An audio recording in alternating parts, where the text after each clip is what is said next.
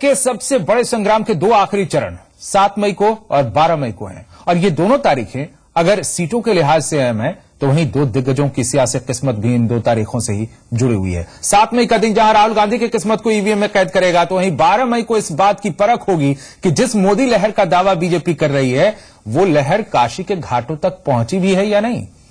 तय है कि लड़ाई दिलचस्प है और मुश्किल दोनों होने वाली है और जाहिर है कि दिग्गजों की साख यहां दांव पर लग चुकी है। आज की चर्चा में हम समझने की कोशिश करेंगे कि वाराणसी और अमेठी में आखिर ऐसा क्या हो रहा है जिसने इन दो हाई प्रोफाइल सीटों की लड़ाई को मुश्किल बना दिया है।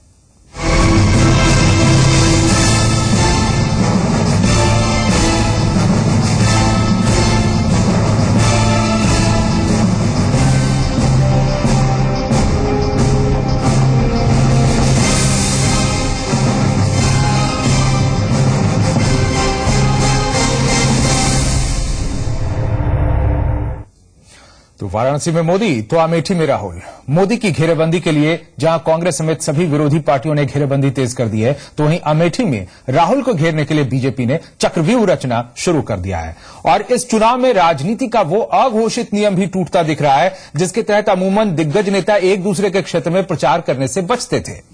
जाहिर है कि कायदे टूटे हैं तो मुकाबला भी दिलचस्प होगा। देखिए सबसे पहले ये रिपोर्ट। काशी का कुरुक्षेत्र काशी का एक स्पिरिचुअल कैपिटल के रूप में स्थान बने। मैं नहीं मानता हूं कि मेरा काशी का बुनकर चाइना से मुकाबला न कर सके। अमेठी का मैदान मेरा लक्ष्य आपको आगे बढ़ाने का लक्ष्य है, अमेठी को चमकाने का लक्ष्य है। दांव पर साख चुनावी संग्राम की आखिरी बाजी में नरेंद्र मोदी और राहुल गांधी की किस्मत का फैसला होना है। 7 मई को अमेठी में मतदान होना है तो 12 मई को वाराणसी में, यानी दिन के लिहाज से अगर अमेठी में प्रचार के लिए सिर्फ 2 दिन बचे हैं तो वाराणसी में 7 दिन। वक्त कम है और लड़ाई कठिन, लिहाजा सूरमाओं की सेना अपने अपने रण में डट चुकी है। काशी का कुरुक्षेत्र नरेंद्र मोदी के लिए बीजेपी ने काशी में ऐसी व्यूह रचना शुरू की है जिसके जरिए नरेंद्र मोदी अब तक की सबसे बड़ी जीत हासिल कर सके। इसके लिए बीजेपी के तमाम दिग्गजों का केंद्र वाराणसी बनने लगा है। अमित शाह यहाँ लगातार कैंप किए हुए हैं तो वहीं दूसरे कई नेता अगले 1-2 दिनों में यहाँ जुट जाएंगे।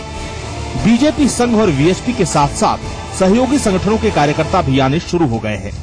पार्टी की कोशिश बूथ स्तर तक अपना शिकंजा दुरुस्त करने की है। इसके लिए पार्टी ने एक बूथ पर 5 से 18 कार्यकर्ताओं का ग्रुप तैनात करने का फैसला लिया है। ये कार्यकर्ता वोटरों को बूथ तक लाने और वोटिंग सुनिश्चित कराने का काम करेंगे। इस काम में स्थानीय कार्यकर्ताओं के अलावा 1300 वो कार्यकर्ता जो बाहर से आए हैं उन्हें भी जिम्मेदारी सौंपी गई है।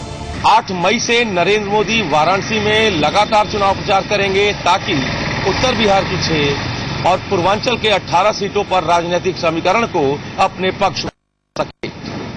असल लड़ाई तो काशी की है जहां विरोधियों ने नरेंद्र मोदी के रास्ते में तमाम कांटे बिछा रखे हैं। बीजेपी की कोशिश है उन तमाम कांटों को उखाड़ फेंकने की और राजनीतिक माहौल बनाकर मतदाताओं को नरेंद्र मोदी के पक्ष में लामबंद किया जा सके। अमेठी का सियासी मैदान एक और काशी में नरेंद्र मोदी की साख दांव पर लगी है तो अमेठी में राहुल गांधी के लिए भी चुनौतियां कम नहीं हैं। राहुल गांधी खुद 2 दिनों के लिए अमेठी दौरे पर हैं और लोगों को समझा रहे हैं कि अगर उन्हें मौका मिला तो अमेठी को चमका देंगे। मेरा लक्ष्य आपको आगे बढ़ाने का लक्ष्य है, अमेठी को चमकाने का लक्ष्य है। कांग्रेस उपाध्यक्ष राहुल गांधी अपने 2 दिन के दौरे पर जब अमेठी पहुंचे तो इसी तरीके की चुनावी सभाओं, चुनावी चौपालों के माध्यम से वो कार्यकर्ताओं में उत्साह जगाने की कोशिश करते हैं। वो लगातार कार्यकर्ताओं से अपने किए हुए काम का हिसाब देते हैं। वो बताते हैं कि यूपीए की सरकार ने दिल्ली में क्या कुछ किया है और किसका क्या असर गरीब जनता पर पड़ा है। अमेठी के लिए उन्होंने क्या किया, किस तरीके से अमेठी का विकास किया है। वो अपने विरोधियों का भी जवाब देते हैं और खासतौर पर उनके निशाने पर नरेंद्र मोदी होते हैं। वो यहाँ पर जमा हुई पब्लिक को ये भी बताते हैं कि नरेंद्र मोदी किस तरह की सियासत करते हैं और राहुल गांधी किस तरह की सियासत करना चाहते हैं। जनता इसी तरीके से उनका अभिवादन करती है और राहुल खुद को इनके साथ दिल का रिश्ता वाला बताते हैं और कहते हैं इनके साथ परिवार का रिश्ता है। परिवार यहाँ पर है और वो हमेशा अमेठी के बने रहेंगे और ये बता करके कहीं ना कहीं एक भावनात्मक रिश्ता बताने की कोशिश राहुल गांधी इस तरह की चुनावी सभाओं के माध्यम से करते हैं। इसी तरीके से हर दिन जो 2 दिन का इनका पूरा दौरा है, इसमें इसी तरीके की चौपालें सभाएं जो है वो दिखाई पड़ेंगी। राहुल गांधी की कोशिश है कि यहाँ की जनता को ज्यादा से ज्यादा जोड़ा जाए अपने आप से, ये बताया जाए कि अमेठी में कांग्रेस पार्टी के नेतृत्व में क्या कुछ काम हुआ है और उनके सांसद रहते हुए यहाँ विकास कैसे हुआ है। राहुल के पहले यहाँ मां सोनिया गांधी भी प्रचार करने आई थी और बहन प्रियंका भी अमेठी में लगातार चुनाव प्रचार के लिए डटी हुई हैं। यहाँ नरेंद्र मोदी भी 5 मई को आ रहे हैं, वो स्मृति ईरानी के लिए यहाँ वोट मांगेंगे। यानी मैदान सज चुका है और योद्धा भी तैयार है। बनारस और अमेठी की सीटों पर इस बार बहुत कुछ सियासी लिहाज से पहली बार हो रहा है। जैसे अमेठी में अगर बीजेपी राहुल को घेरने में कोई कसर नहीं छोड़ रही, तो बनारस में कांग्रेस भी लगातार चक्रव्यूह रच रही है। तो अब इंतजार करिए 7 मई और 12 मई की अहम तारीखों का, जो इस लोकसभा चुनाव की सबसे बड़ी तारीखें साबित होने वाली हैं, क्योंकि धुरंधरों की इस लड़ाई में बाजी जिसके नाम होगी, दिल्ली का रास्ता उसके लिए और करीब हो जाएगा। वाराणसी से अमित सिंह और अमेठी से अवनीश विद्यार्थी के साथ ब्यूरो रिपोर्ट, जी मीडिया।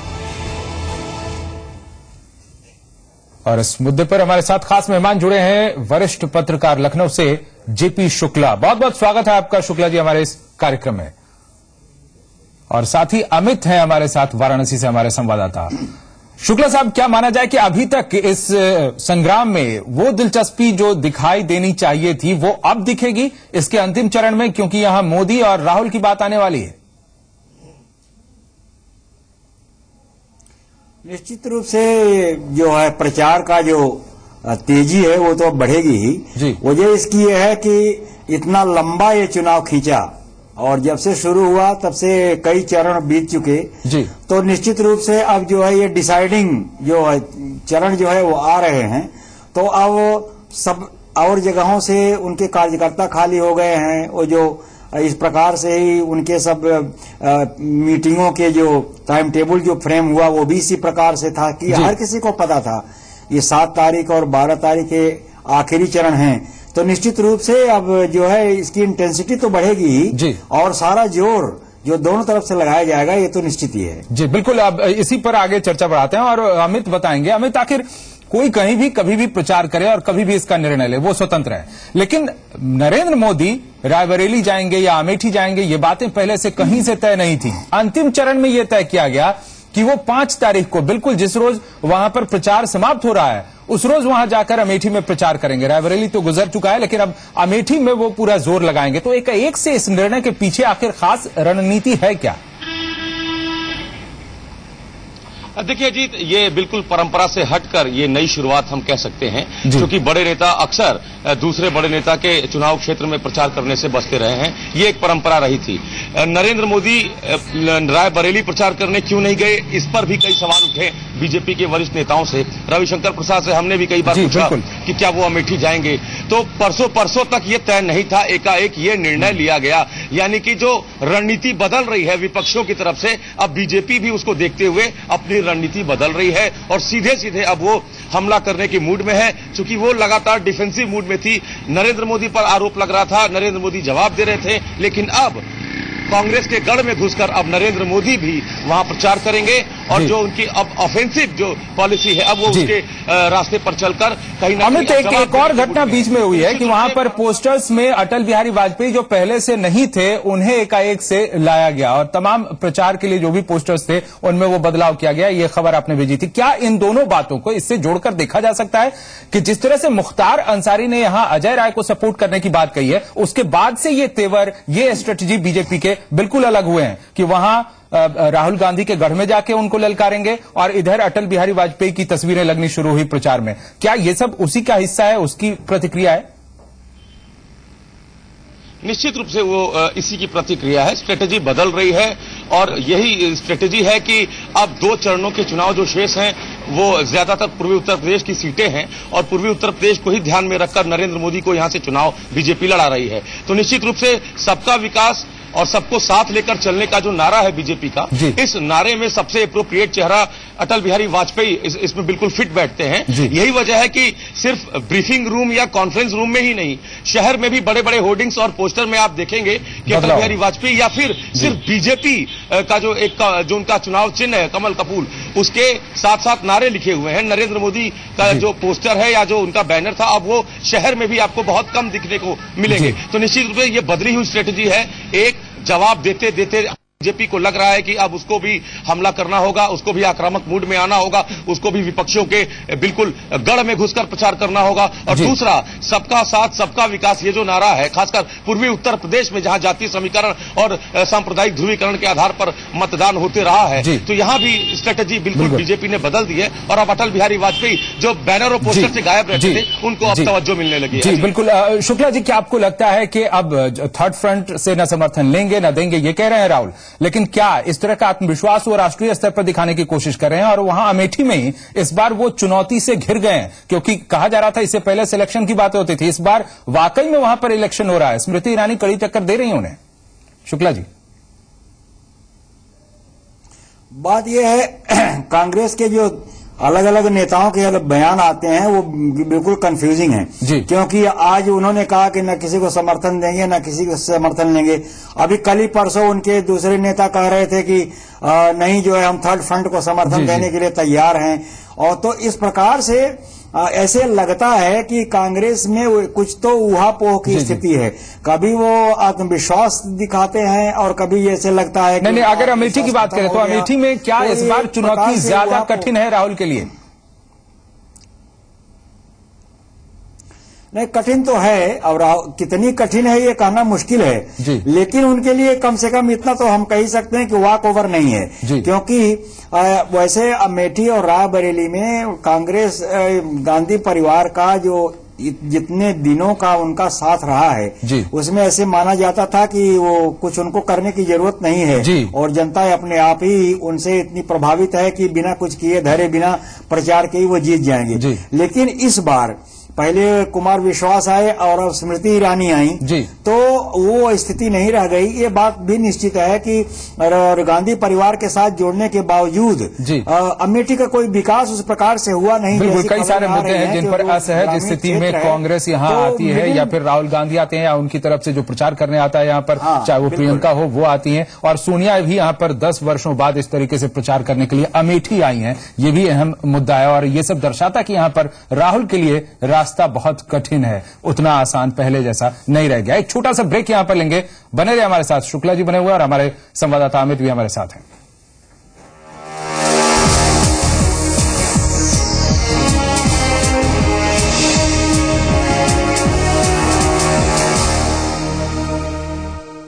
आयोजक हैं Dollar big boss premium innerwear, fit है बॉस, और Godrej expert rich cream hair colour, best ever hair colour. भाई और बहनों, इन्होंने कर दिया देश का बंटेधार। ये आए हैं, ये करेंगे देश का सत्यानाश। हमारे इन्होंने अभी तक। अरे भैया, बंद करो ये युद्ध, वरना जनता हो जाएगी विरुद्ध। मिलजुल कर करो देश का भला और खाओ हमेशा शुद्ध। शुद्ध प्लस पान मसाला, तुम में भी मैं हूँ। मुगल डायनेस्टी का ग्रेटेस्ट रूलर कौन था? अकबर। अकबर का फुल नेम क्या था? सिंपल सा तो क्वेश्चन है यार। अगर इतना ही सिंपल है तो फिर आप ही बता दो ना। अकबर का पूरा नाम अबुल फथ जलालुद्दीन मोहम्मद अकबर था। He was born in Sindh on the 14th of October 1542 and he came into power in 1556. उसके दरबार में 9 रत्न थे: बीरबल, तानसेन, अबुल फजल, मुल्ला दो प्याजा, तोडरमल, फैजी, मानसिंह, अब्दुल रहीम खान खाना और फकीर अजाउद्दीन। He was not just a great warrior but also a compassionate king who respected people of all religions. Hence, he was called Akbar the Great.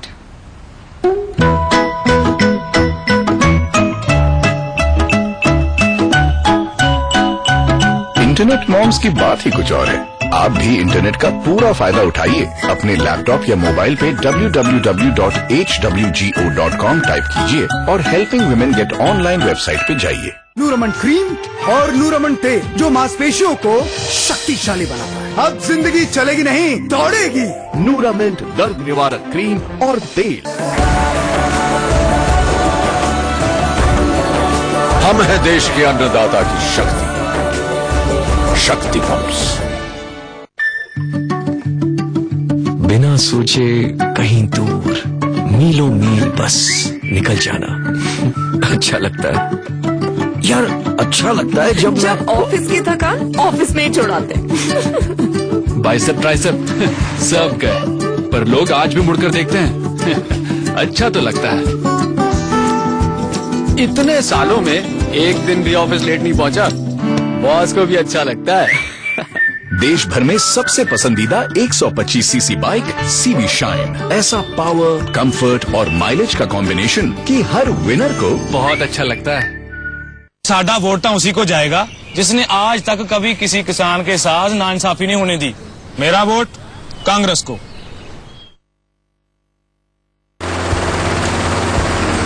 Please sir. Captain. Yes sir. इस जहाज में किस कंट्री का माल जा रहा है? Sir Europe होते हुए यूएसए और कनाडा जाएगा और अगले हफ्ते गल्फ कंट्रीज को जाएगा। मेरी मेहनत, आप सबका प्यार, यही है एमडीएच का इतिहास। असली मसाले सच सच MDH। ओए काके, ऑमलेट चाहिए। 10 अंडा। ओए संता, बता दे गर्मी में अंडा नहीं बनता। कौन कहता है गर्मी में अंडा नहीं बनता? अंडे बना दे। अंडे खाओ, गरम गरम बन जाओ। एक खिलाड़ी अकेला पूरे मैच को नहीं जिता सकता, इसलिए हमारा वोट उसी को जाएगा जो अकेले नहीं पूरे टीम के साथ खड़ा हो। हमारा वोट कांग्रेस को। मेरे परिवार की सेहत का राज विट्रो के 100% ऑर्गेनिक हेल्थ जूसेस।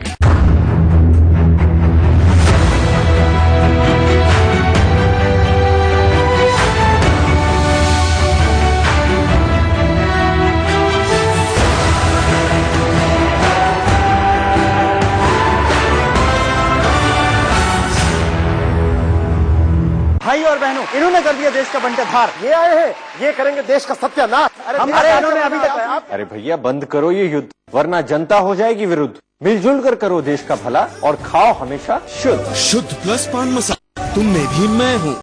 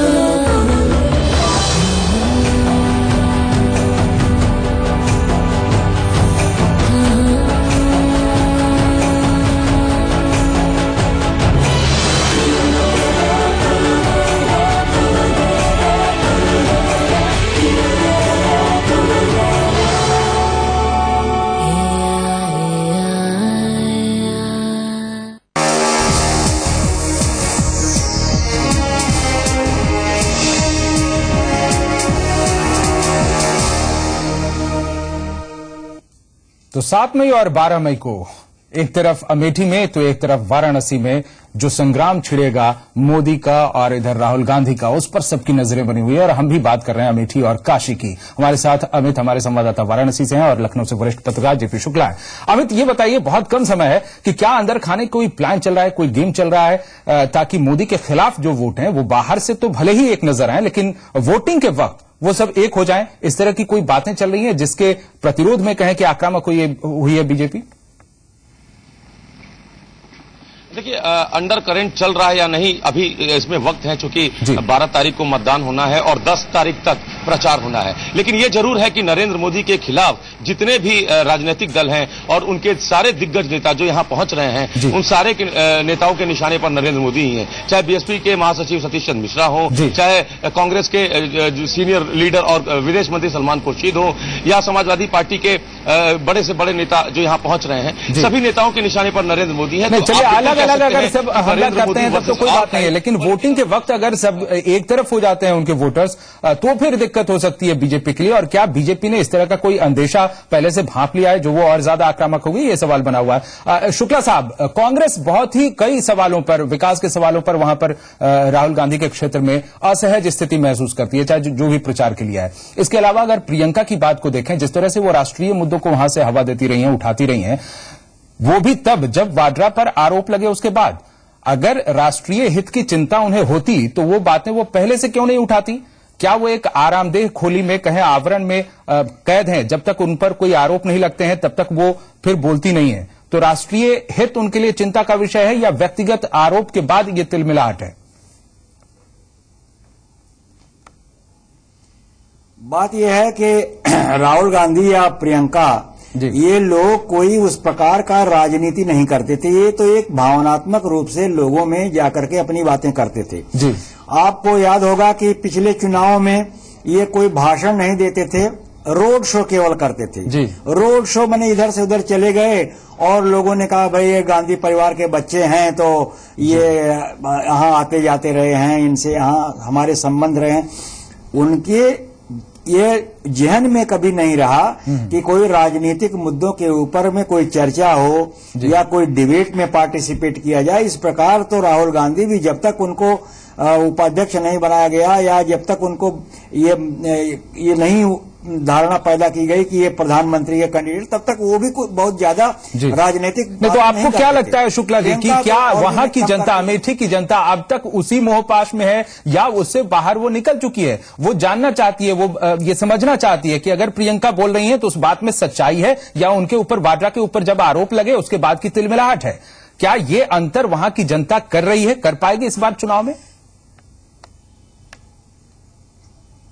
बात यह है कि अभी तक जो चुनाव हुए हैं पिछली दफा, तो उसमें कोई अल्टरनेटिव, मजबूत अल्टरनेटिव था नहीं। इस बार के चुनाव में भी देखिए तो समाजवादी पार्टी ने अपना कोई कैंडिडेट नहीं दिया। तो अभी तक जो राहुल गांधी के सामने या सोनिया गांधी के सामने जो कैंडिडेट आते थे वो कमजोर किस्म के होते थे, लेकिन इस बार कम से कम अमेठी में स्मृति ईरानी आई हैं और उधर से कुमार विश्वास आए हैं। तो अब स्थिति इस मामले में काफी बदली हुई है और जनता को के सामने एक ये दिखाया जा रहा है कि आपके सामने अब वो पहले वाली बात नहीं है। और मोदी के जाने से यहाँ और ज्यादा दबाव पड़ेगा, चूंकि है इस नाते बिल्कुल दबाव पड़ेगा, क्योंकि अब जो है सारे देश में जो जिस प्रकार से प्रचार हो रहा है और मोदी को जिस प्रकार से बाकी की पार्टियां निशाना बना रही हैं, केवल एक राजनेता के रूप में व्यक्तिगत जो हमले उनके ऊपर में हो रहे हैं, तो उसी जिस अनुपात में उनके ऊपर में व्यक्तिगत हमले हो रहे हैं उसी अनुपात में मोदी भी इन लोगों के खिलाफ आक्रामक हो रहे हैं। आपने पिछले दिनों तो इसलिए इन सब कारणों से ये जो अब चुनाव के जो बाकी 2 चरण हैं ये काफी दिलचस्प होने जा रहे हैं। बहुत बहुत शुक्रिया आपका जेपी शुक्ला साहब हमारे साथ बने रहने के लिए, और अमित आपका भी शुक्रिया। और इन सब लिहाज से काशी का रण और इधर अमेठी का रण बेहद दिलचस्प होने जा रहा है, ये तय है। India decides midnight.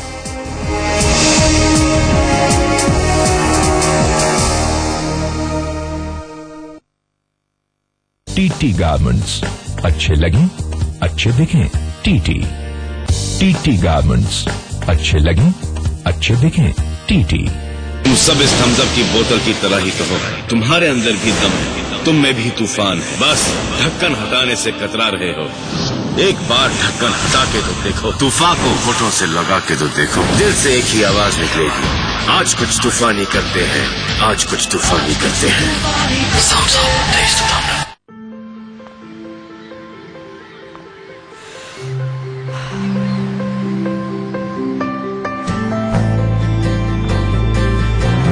When it comes to my D5300, there are no shortcuts to a perfect shot. And when it comes to my inspiration, I give angles to action. The Nikon D5300. My world, my Nikon.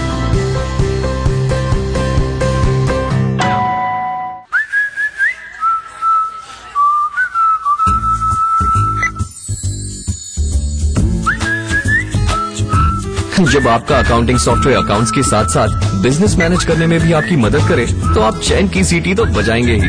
Busy business accounting software, not just accounts, manage your business. ना रह पाऊं मैं तेरे बिना, बोल तुझे ले जाऊं मैं कहाँ।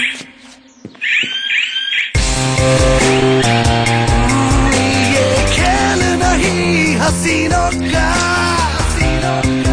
कब तक तुझे समझाऊं मैं। It's great to be me. Mahindra सेंटिरो। इस बार मेरी पार्टी जीतेगी। चांस ही नहीं है, मेरी वाली जीतेगी। पार्टी कोई भी जीते, स्वाद और क्वालिटी में एक ही विनर है, आरएमडी। ऊंचे लोग ऊंची पसंद आरएमडी। घर से निकल पड़े तो ये पहिए कितना कुछ दिखाते हैं, जैसे ट्रिप चाहे कितनी ही छोटी हो। कर्नल साहब का स्टॉक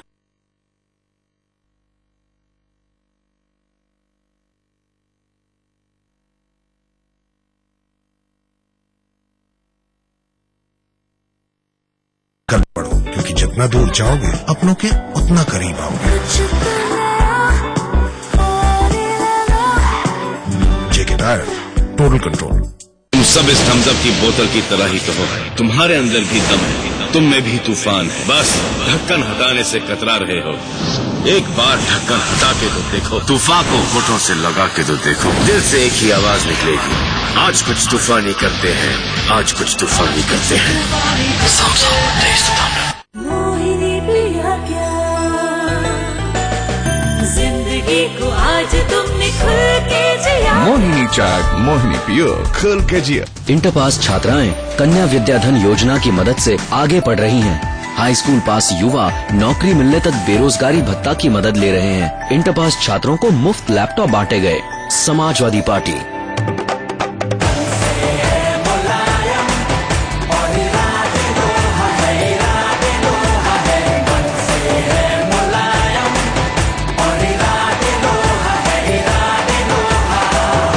समाजवादी पार्टी को वोट दें।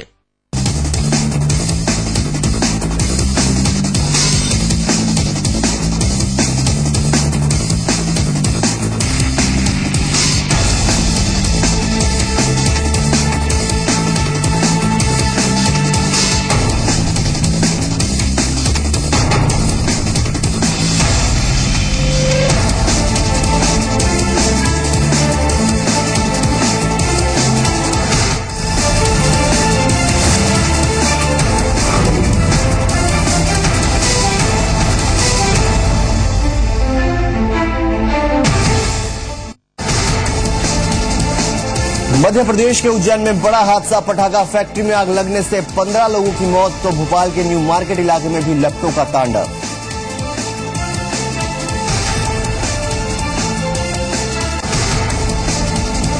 असम के कोकराझार और बक्सा में हुई हिंसा में अब तक 32 की मौत, 14 घायल, पूरे इलाके में लगाया गया कर्फ्यू। सीएम तरुण गोगोई की मांग, असम हिंसा की एनआईए से हो जांच, पीएम ने की हमले की निंदा।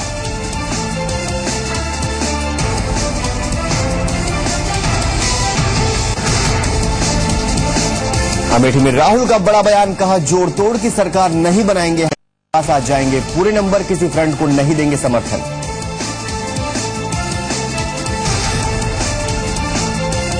और फ्रंट को नहीं सपोर्ट करेंगे, आप किसी और फ्रंट को सपोर्ट नहीं करोगे और ना ही जोड़ तोड़ के सरकार बनाओगे। पूरे नंबर नहीं आए तो आप पूरे नंबर आएंगे, आप देखना पूरे नंबर आएंगे।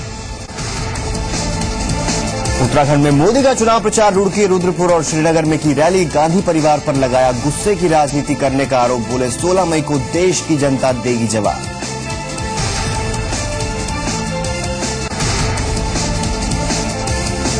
इंटरव्यू विवाद पर मनीष तिवारी की सफाई, कहा प्रसार भारती के काम में दखल की बात गलत, मोदी को भी घेरा, गुजरात में भी मीडिया को दी आजादी।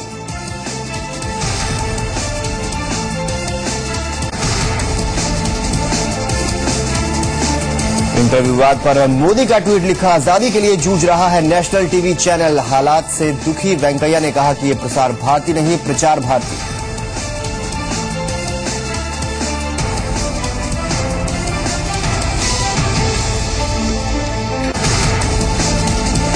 राहुल गांधी के खिलाफ चुनाव आयोग पहुंची बीजेपी, विवादित बयान पर कार्रवाई की मांग की। हिमाचल के सोलन में राहुल ने मोदी पर दिया था आपत्तिजनक बयान, कहा था मोदी की सरकार बनी तो होगा नरसंहार।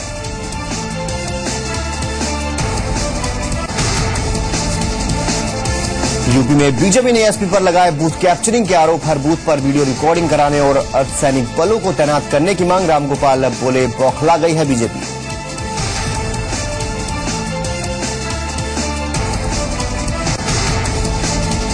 यूपी के आजमगढ़ में मायावती के तलख तेवर, मुलायम पर लगाया परिवारवाद को बढ़ावा देने का आरोप, तो वाराणसी में सतीश चंद्र मिश्र बोले एसपी बीजेपी में सांठगांठ।